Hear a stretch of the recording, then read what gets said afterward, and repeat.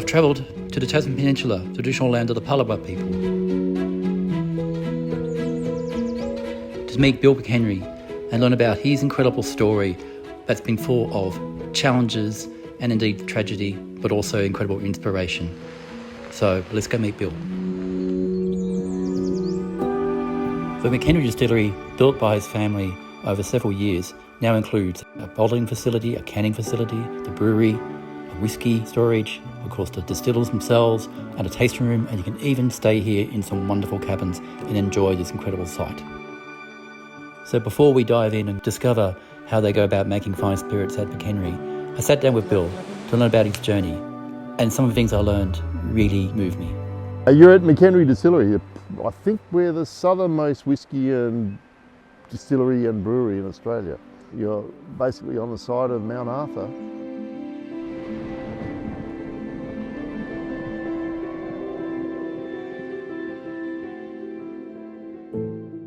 I grew up in Adelaide. University in Adelaide, science degree. I sort of specialised in the horticultural area, so I was always working in vineyards. Eventually ended up working for a German chemical company doing research and development work with new agricultural chemicals. I progressively moved from R&D into marketing, and then from agriculture into animal health. There was a few little fractures along the way, made redundant a few times, not an easy thing. Work filled so much of our day. You know, we probably spend more time with our colleagues, the people we work with, and then sometimes our family. And so when you lose a job, certainly for me, it really cut me up. It took away, a part of who I was. I went back to Adelaide for my mum's funeral, and I had some time to myself, and I was just reflecting on things. I went to the wine centre, beautiful establishment, built for the hugely successful Australian wine industry. And when you go into the wine centre, the entry is filled with photographs of families that started the wine industry in Australia. They all date back to the 1800s, and you see these beautiful black and white photos of these big families standing in front of their vines or picking or pruning and so forth. 5 generations of family behind you that you could lean on, or you've leaned on, to create what now is a hugely successful business. Part of my yearning was to maybe create that for my family. I thought, well, wouldn't this be a lovely legacy that I could create for my children and my children's children? I was having a barbecue with my neighbour literally 20 years ago in Sydney, and we were talking careers, at the age 50, what are we going to do if we get made redundant again? He looked at me and he said, oh, I know exactly what you should do. And I thought he could see into my soul. I thought he could understand my personality and what my strengths were. And he said, with a name like William McHenry, you should learn the bagpipes and make whiskey. Once I had that idea of having a distillery, in my mind I was captivated by the whole idea of creating my own business, being my own boss. My mind just drifted off. It just went off at 100 miles an hour.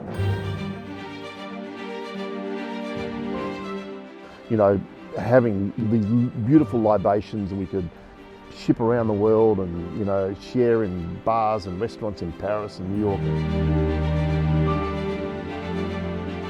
We visited Tasmania in 2007 on holiday, and we fell in love with the Tasman Peninsula. I knew Tasmania had the cleanest air in the world.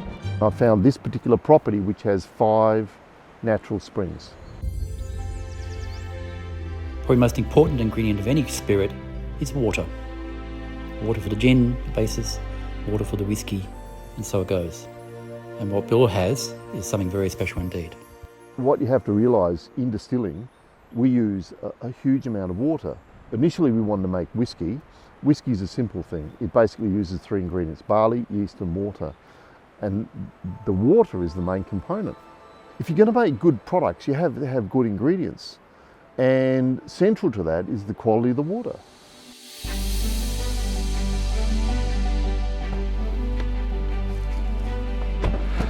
So we're going to go down to the spring here.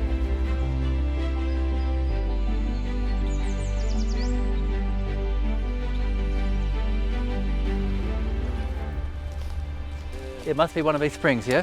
This is it. So this little spring, if you have a look right down the bottom, see where those bubbles are coming?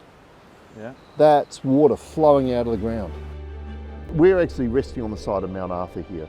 One spring alone yields about 25 million litres of water a year, and we've got 4 others, which we haven't even measured. So we have an abundant supply of beautiful, soft, sweet, fresh water.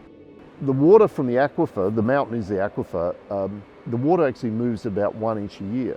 So if you take into account that from the top point of the aquifer, it's about 1 kilometre, it's probably 1,000-year-old water. You know, it's basically fallen 1,000 years ago and percolated down through that ground, through the fissures and cracks, and come out just now. This is the best water in the world. Wow. Look at that, have a little taste. I feel privileged. Cheers. Love it, cheers. Almost as good as the gin we make. Oh wow. You know, it's almost, well, yes. That's superb.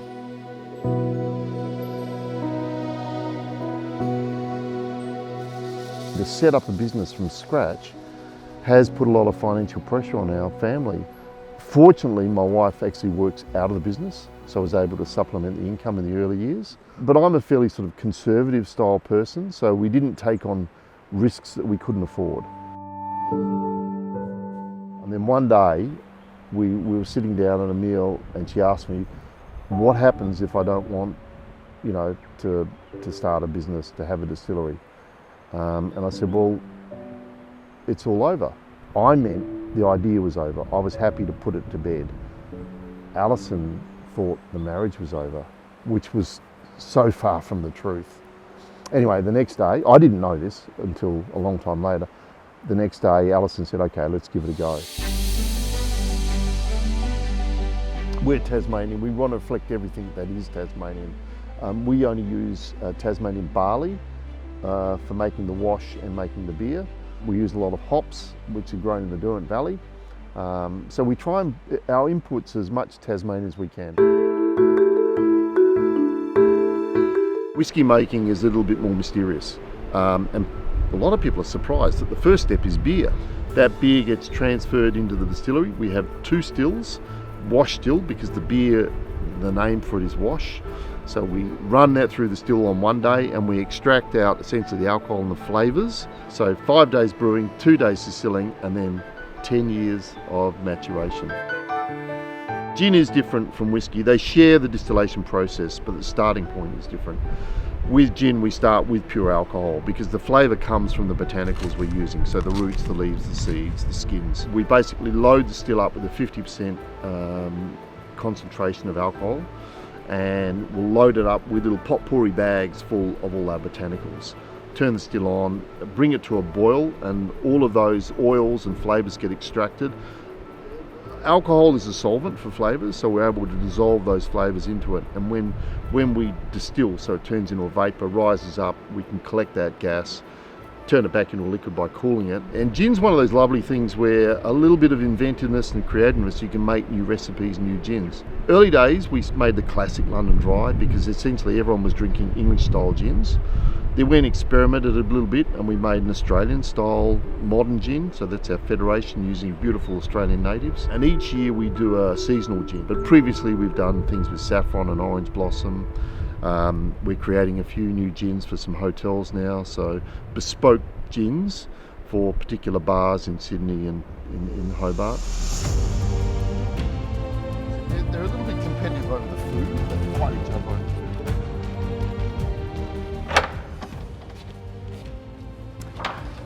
Come in.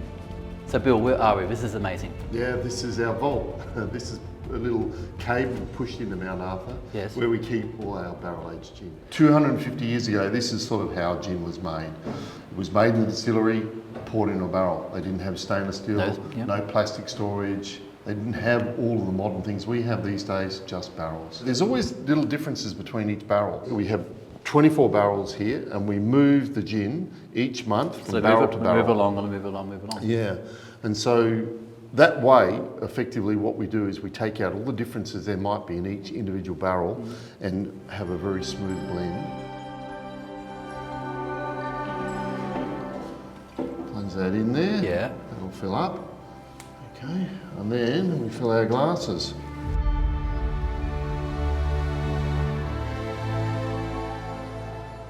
So this literally is like stepping back in time, 200 years ago. It's got the colour from the barrel, it's got some of the whiskey effects from the barrel itself, it's got spices going on in there, it's got a nice viscosity. If you have a look at it sitting on the side of the glass, yes, you get beautiful legs there, and then it's got that sort of warm, sort of unctuous flavour.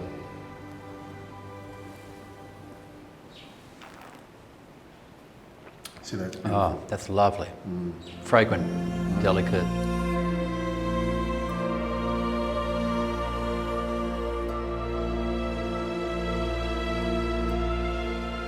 Here, it's quite a diverse little.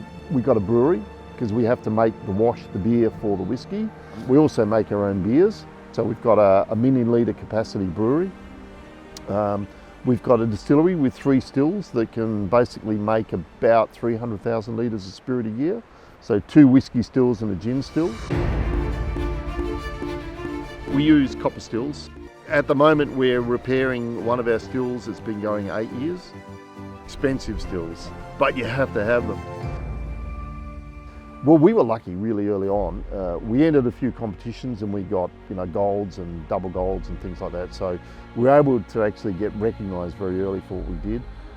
Gourmet Traveller did a big article on gins in Australia and they rated ours as the best.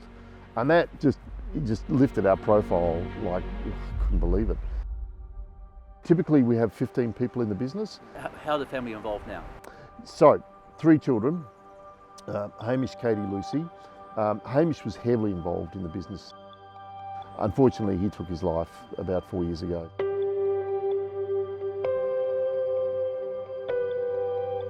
And every day I still think about him.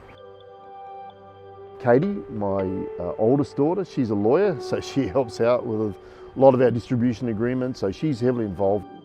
And our young daughter, Lucy, she's an integral part of the business, does all the social media, gets that stuff that I don't get, and is actually creating her own little business now with a seltzer business. So I'm pretty proud of her. I look at some of the barrels we're filling now. We've got 400 litre port pipes. It'll probably be a 20-25 year release whiskey. And I think about what I'll be doing in 20-25 years, and I think I'll be 6 foot under. So yeah, a lot of this stuff I'm doing literally is a legacy for the family.